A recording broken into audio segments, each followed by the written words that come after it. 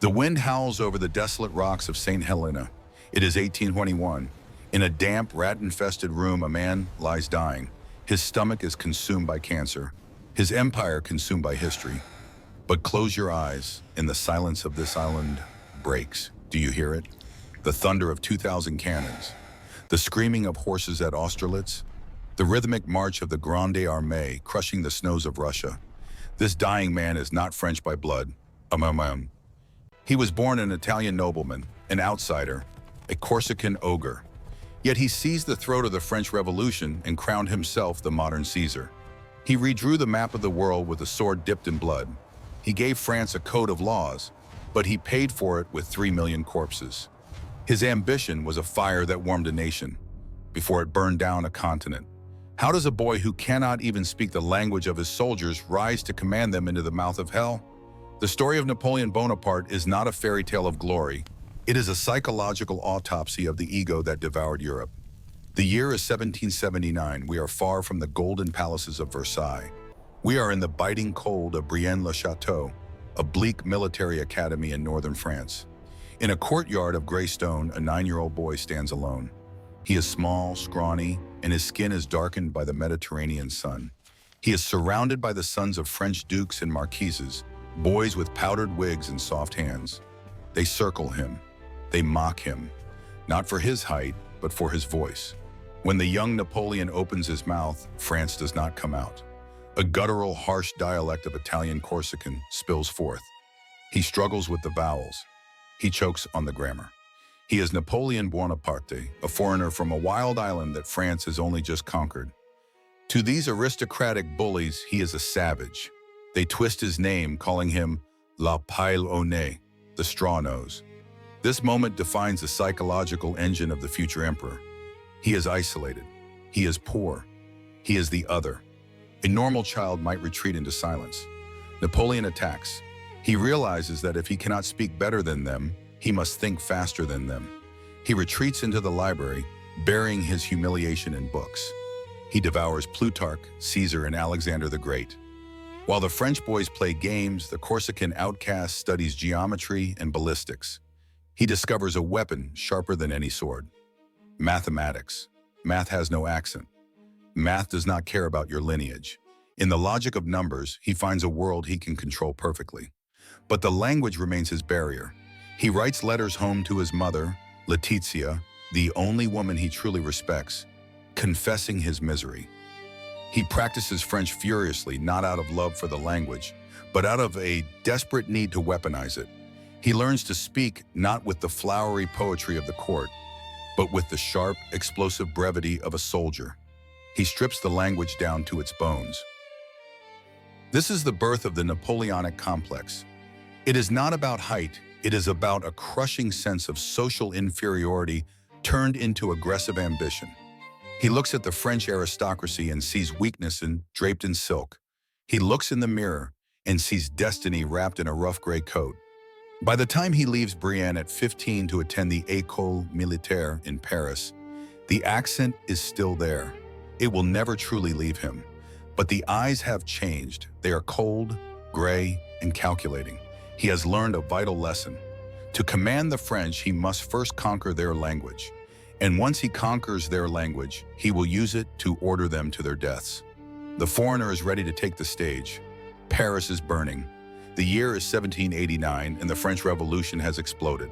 The ancient monarchy is crumbling, and the heads of those arrogant boys from Brienne, the dukes and the counts, are rolling into baskets beneath the guillotine. For most, this is the apocalypse. For Lieutenant Napoleon Bonaparte, it is a miracle. He watches the chaos with the detached eyes of a scientist observing a chemical reaction. He is 20 years old, starving, and wearing a uniform that is fraying at the seams. But he understands something no one else does. The revolution has destroyed the ceiling. In the old world, a Corsican could never rise above the rank of captain. In this new world of blood and terror, rank is no longer given by birth. It is taken by talent. The chaos is a ladder. His moment arrives in 1793 at the Siege of Toulon. The city has betrayed the revolution and invited the British Navy into the harbor. The Republican generals are incompetent political hacks.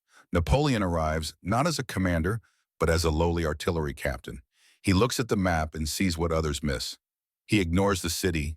He points his finger at a small, insignificant hill overlooking the harbor. "Take the fort," he says, "and the city will fall." He is ignored. He screams. He writes letters over the heads of his superiors directly to Paris. He is insubordinate, arrogant, and abrasive. But he is right.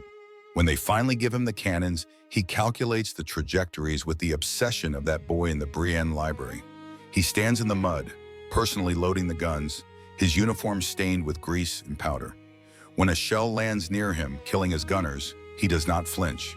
He steps over the bodies and adjusts the aim. Toulon falls. The British fleet flees.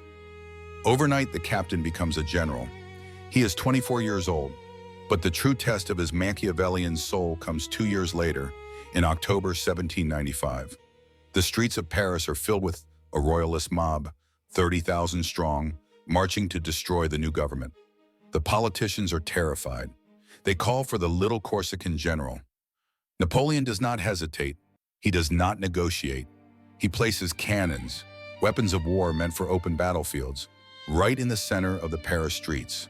When the mob charges, he does not fire warning shots.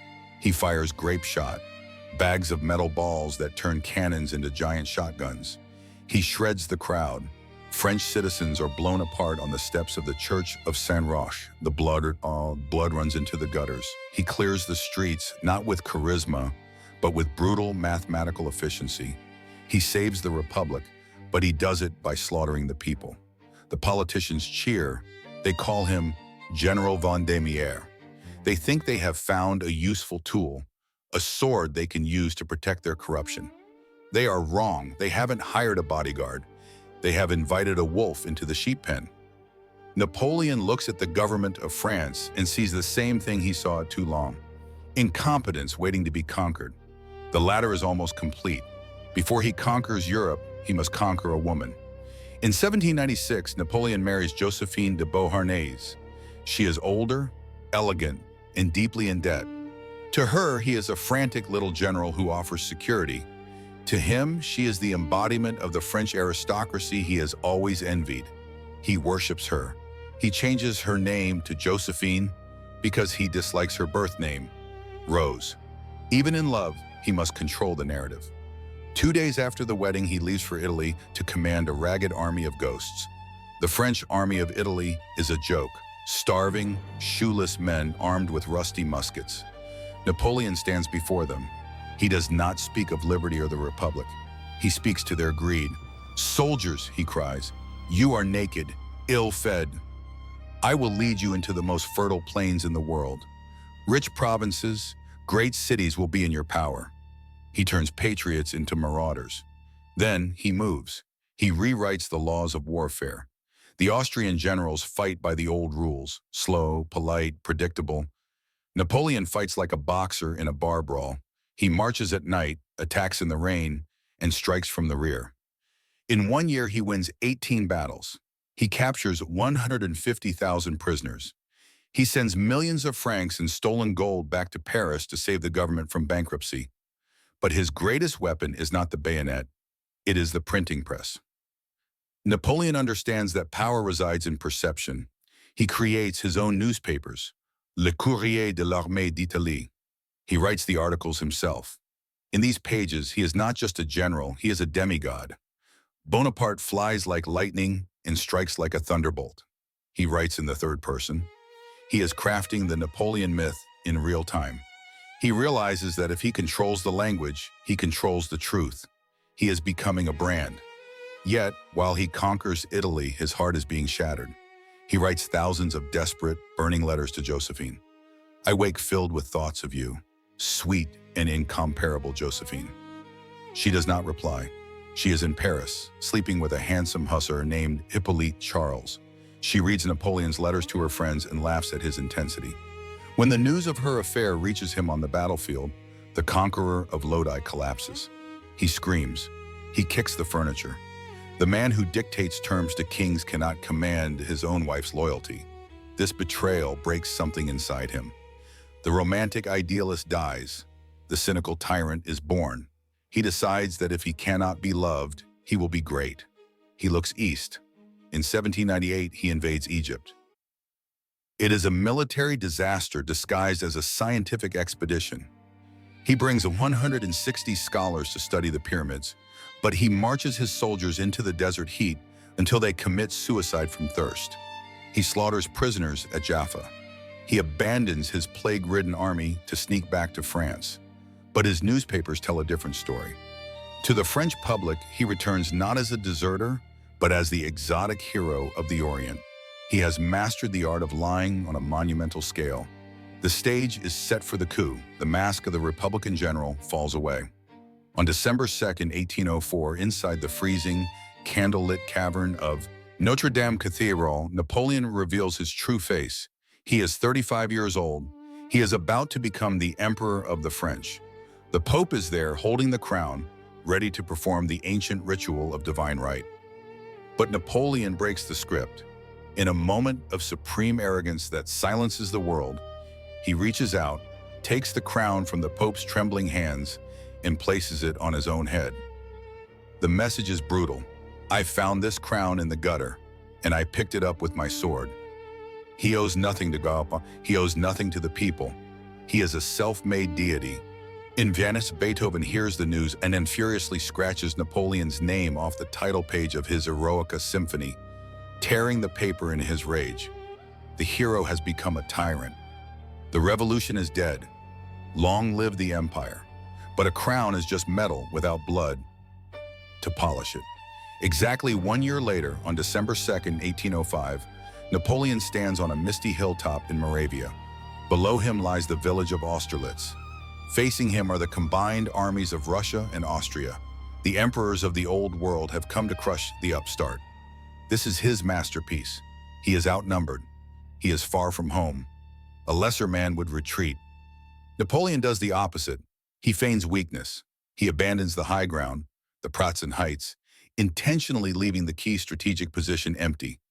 It is a trap so subtle, so psychologically perfect, that the enemy commanders cannot resist it. They see a fleeing coward. He sees prey. As the sun rises, the legendary son of Austerlitz, the mist clears. The Russians rush down from the heights to crush his weak right flank, just as he predicted. They leave their center exposed. Napoleon snaps his telescope shut. He gives a single nod.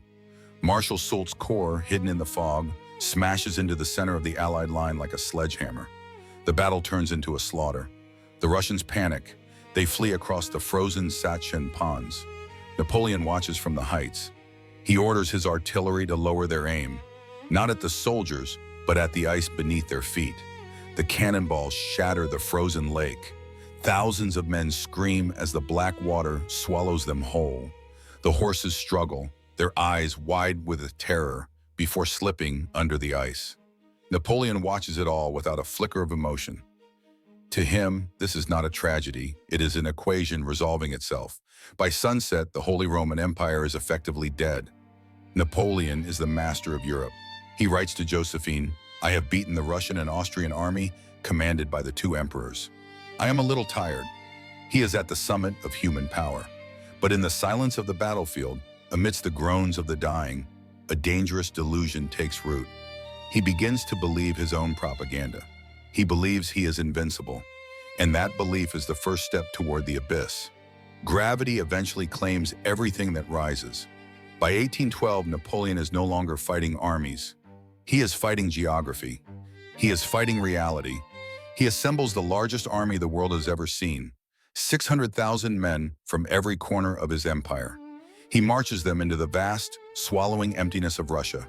He expects a decisive battle, another Austerlitz. But the Russians refuse to play his game. They retreat. They burn their own villages, their own crops. They leave him nothing but scorched earth and silence. Napoleon reaches Moscow in September, expecting the Tsar to surrender. Instead, he watches from the Kremlin walls as the city erupts in flames. The Russians would rather burn their holy capital than let him possess it. He waits for a letter of surrender that never comes. He waits too long. Then the snow begins to fall. The retreat from Moscow is not a military maneuver. It is a humanitarian catastrophe. The temperature drops to 30 degrees below zero. The Grande Armée dissolves into a mob of walking skeletons wrapped in rags and women's furs. Men freeze to death while standing up. Horses are eaten alive by starving soldiers. The road back to France is paved with frozen corpses. Of the 600,000 who entered, only a ghostly fraction returns. The myth of invincibility is buried under the Russian snow. Europe smells blood. The nations rise up: Britain, Prussia, Russia, Austria. They corner the wounded lion. In 1814, they force him to abdicate. They exile him to the tiny island of Elba. It is a joke, a toy kingdom for the man who ruled the world. But the psychological addiction to power is too strong. He cannot sit still. In 1815, he escapes. He lands in France with a handful of men. The king sends an army to arrest him. Napoleon stands alone before the regiment, opens his gray coat and shouts, "If there is any man among you who would kill his emperor, here I am." They drop their muskets. They weep. They embrace him. In a moment of sheer magical charisma, he retakes France without firing a shot. But it is a doomed resurrection. June 18th, 1815. Waterloo. The field is wet. The mud, the same mud that launched his career at Toulon, now slows him down. He is sick, aging, and desperate. Facing him is the Duke of Wellington, the Iron Duke, a man who does not make mistakes. Napoleon waits for the ground to dry. It is a fatal delay. The Prussians arrive. The trap closes. He watches his elite Imperial Guard, the Immortals, march up the hill and, for the first time in history, retreat. The panic spreads. Sauve qui peut, save yourselves. The eagle falls into the dust. He flees the field, leaving behind the wreckage of a generation. The gamble is over. The house has won. We return to the island, St. Helena. The silence is deafening. The man who learned French to conquer France has been silenced by his captors. He spends his final days dictating his memoirs, rewriting history one last time. He knows that he lost the war, but he is determined to win the future. He turns his life into a martyrdom. Jesus Christ had his crown of thorns, he says. I have my St. Helena. He dies on May 5th, 1821. His last words are a fever dream of his obsessions. France, army, head of the army, Josephine. So what is the verdict on the boy from Ajaccio? Look at Paris today. The Arc de Triomphe, the Madeleine, the Code Civil that still governs half the world's legal systems. These are his monuments. He modernized Europe at the barrel of a gun. He destroyed feudalism, but he replaced it with the worship of the state. He proved that a man from nowhere could become everything, provided he was willing to step over enough bodies to get there. He conquered the French language, twisted it, mastered it, and used it to seduce a nation into glory and ruin. In the end, he was neither a god nor a monster. He was the ultimate expression of human will, and a warning of what happens when that will acknowledges no limit. The emperor sleeps, but the ambition remains. It lives in every tyrant who believes they alone can fix the world. Thank you for watching. If you want to uncover the psychology of history's giants, subscribe and ring the bell. The past is never dead. It's just waiting for us to read the autopsy.